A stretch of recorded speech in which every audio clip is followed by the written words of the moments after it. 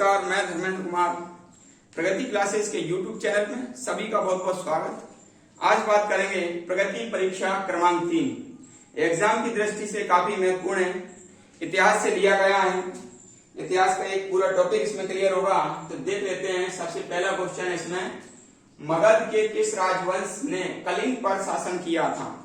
तो कलिंग उड़ीसा में पड़ता है और कलिंग पर जो शासन किया था वो किया था नंद वंश ने।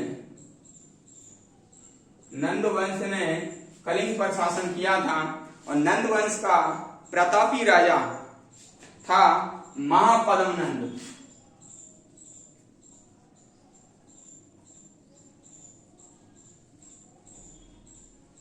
ये प्रतापी राजा था। एक क्वेश्चन और आता है कि नंद वंश का अंतिम राजा कौन था? तो वो था घनानंद।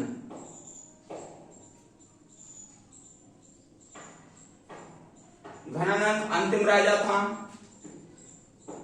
एक क्वेश्चन और आता है कि घनानंद को किसने पराजित किया था? तो घनानंद को चंद्रगुप्त मौर्य ने चाणक्य की मदद से पराजित किया था और नंद वंश के बाद मौर्य वंश को स्थापित किया था। तो इतने सारे क्वेश्चन एक क्वेश्चन से कंप्लीट हो गया। दूसरा क्वेश्चन है, नंद वंश का अंतिम शासक कौन था? तो मैंने अभी बताया, नंद वंश का अंतिम शासक घनानंद था। ठीक है, तो इसका ये हो जाएगा अंतिम शासक घनानंद। फिर है क्वेश्चन, सिकंदर ने 326 ईसा पूर्व किस रास्ते भारत में प्रवेश किया था? तो जो सिकंदर है उसने हिंदूकुश पर्वत के रास्ते भारत में प्रवेश किया था और हिंदूकुश का जो राजा था वो शशिगुप्त था। शशिगुप्त, इसको याद रख लेना।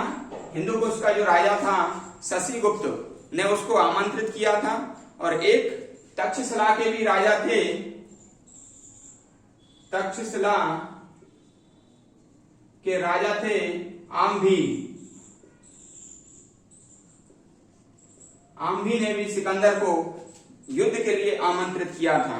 तो सिकंदर क्या है? वैसे तो जो सिकंदर है वो मकदूनिया शासक फिलिप के पुत्र थे, फिलिप द्वितीय के पुत्र थे। सिकंदर 20 वर्ष की अवस्था में मकदूनिया पर इन्हें शासन किया और विश्व गुरु के सपने ये सिकंदर देखने लगे थे। और उस समय यूनान और फारस में युद्ध चल रहा था। तो जो यूनान की तरफ से सिकंदर ने अधिकतर पश्चिम एशिया पर अधिकार कर लिया और पश्चिमी एशिया के जो देश हैं ईरान और इराक, उन पर विजय प्राप्त कर ली थी और विश्व शासक बनने के लिए ये सपने देख रहे थे। इतने में जो भारत के जो हिंदूकुश पर्वत और तक्षशिला के जो शासक थे आम्भी और हिंदूकुश के शशिगुप्त, इनने सिकंदर को आमंत्रित कर दिया कि भाई आप युद्ध करें। तो सिकंदर जो है हिंदूकुश पर्वत से होते भारत में आया और इन दोनों शासकों को पराजित कर दिया, दोनों राजाओं को पराजित कर दिया। फिर अगला क्वेश्चन आता है, सिकंदर को भारत अभियान के दौरान किस राज्य का विरोध करना पड़ा था? भाई विरोध झेलना पड़ा था। तो मैं आपको बता दूं कि हिंदूकुश और तक्षशिला पर उसने शासन कर लिया था। फिर वो आगे बढ़ा तो एक कुरुक्षेत्र पड़ता है, कुरुक्षेत्र। तो यहाँ के जो राजा थे पोरस, इनके साथ युद्ध करना पड़ा था और ये सबसे बड़ी चेतावनी थी, क्योंकि पोरस जो थे उनके पास बहुत ज्यादा संख्या में सैनिक थे और जो सिकंदर के पास मात्र 11,000 सैनिक थे और इनके पास 50,000 से भी अधिक सैनिक थे। और ये पुरु जो क्षेत्र है ये झेलम नदी के पास में पड़ता है। झेलम नदी के पास में पड़ता है। तो पोरस ने उनको चैलेंज किया था सिकंदर को और एक युद्ध हुआ था कुरुक्षेत्र के जो पोरस और सिकंदर के बीच में। उस युद्ध का नाम है हाइडे स्पीच का युद्ध।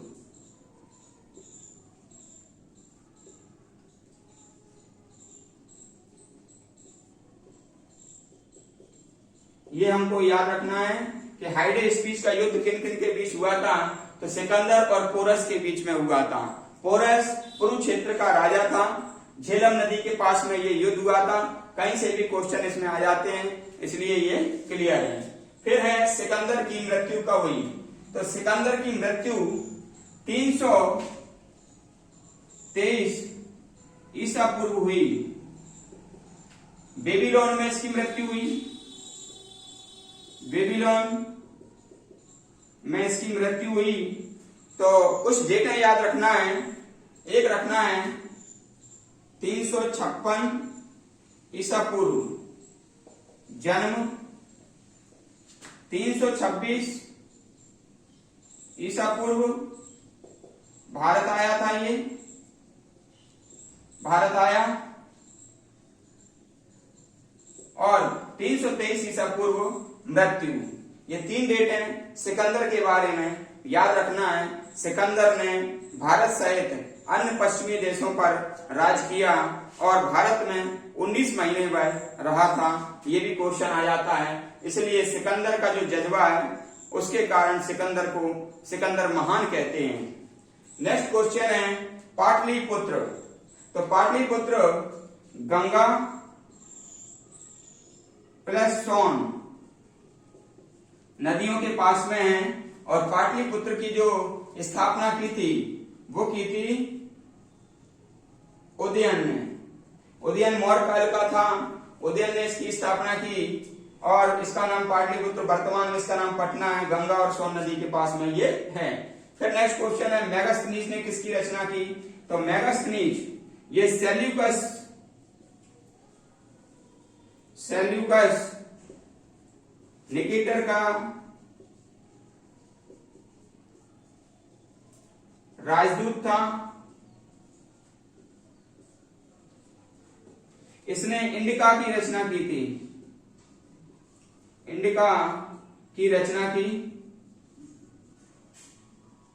मौर्य काल को इसमें बताया है, मौर्य काल का वर्णन किया है। चंद्रगुप्त मौर्य के शासन काल में ये आया था।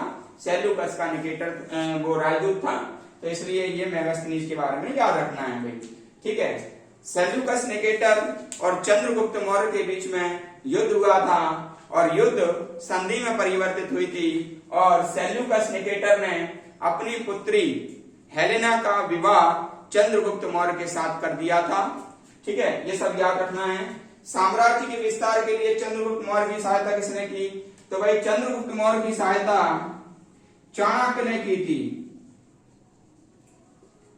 चाणक्य ने चंद्रगुप्त मौर्य की सहायता की और जो नंद वंश के घनानंद है उसको पराजित किया और मौर्य साम्राज्य की स्थापना ने की।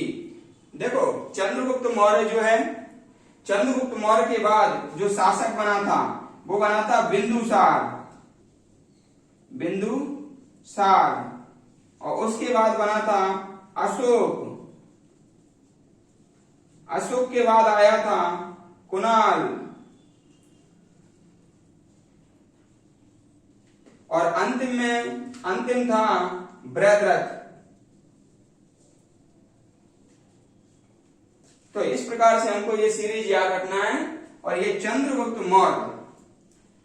मौर्य के बाद बिंदुसार, फिर अशोक, फिर कुणाल, और बीच में और भी आए, लेकिन 12वां और अंतिम कौन था, बृहद्रथ। इसलिए ये याद रखना है कि अंतिम राजा मौर्य वंश का बृहद्रथ था, जिसकी हत्या पुष्यशुंग मित्र ने कर दी थी और शुंग वंश की स्थापना मौर्य वंश के बाद कर दी गई थी। लास्ट क्वेश्चन है हर्यक वंश का अंतिम शासक कौन था, तो हर्यक वंश का जो अंतिम शासक था वो था नागदशक। और हर्यक वंश में मैं आपको बता देता हूं, हर्यक वंश की स्थापना की थी बिंबिसार ने, बिंबिसार ने की थी स्थापना। फिर इसका दूसरा इसके बाद जो था अजातशत्रु,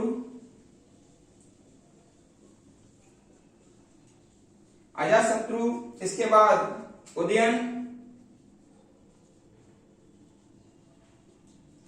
के बाद लास्ट में बना था नागदशक, अंतिम शासक था हर्यक वंश का अंतिम शासक नागदशक था। ये हमको ध्यान रखना है। तो एक बात ध्यान रखना, एक क्वेश्चन और बताता हूं, कई लोग इसमें कंफ्यूज हो जाते हैं कि चंद्रगुप्त मौर्य के बाद कौन था, बिंदुसार, और हर्यक वंश की स्थापना किसने की थी, बिंबिसार ने। तो बिंबिसार और बिंदुसार इन दोनों में प्रतियोगी कंफ्यूज हो जाता है। तो ये याद रख लेना, ये चंद्र लिखा है तो चंद्र के ऊपर ये बिंदी आ रही है भाई, चंद्र के ऊपर क्या आ रही, बिंदी, और बिंदी से हो जाएगा बिंदु। चंद्र के ऊपर ये बिंदु आ रहा है तो ये हो जाएगा बिंदुसार, और ये हो जाएगा हर्यक के बाद ये बिंबिसार। इसलिए ये फर्क ध्यान करना बहुत जरूरी है। तो आपने देखा एक पूरा टॉपिक आपने अच्छी तरह से समझा, और इस टेस्ट सीरीज का एक मकसद है, जो व्यक्ति पूरा टॉपिक नहीं पढ़ पाए हैं वो टेस्ट सीरीज के माध्यम से पूरा टॉपिक तैयार करेंगे। क्वेश्चन किस तरह से आते हैं इस बात की भी हमें टेस्ट सीरीज से जानकारी मिलती है। तो जुड़े रहिए प्रगति क्लासेस के यूट्यूब चैनल से, और जितनी भी टेस्ट सीरीज आए आप पूरी देखें, एग्जाम की दृष्टि से काफी महत्वपूर्ण है। सभी के लिए धन्यवाद।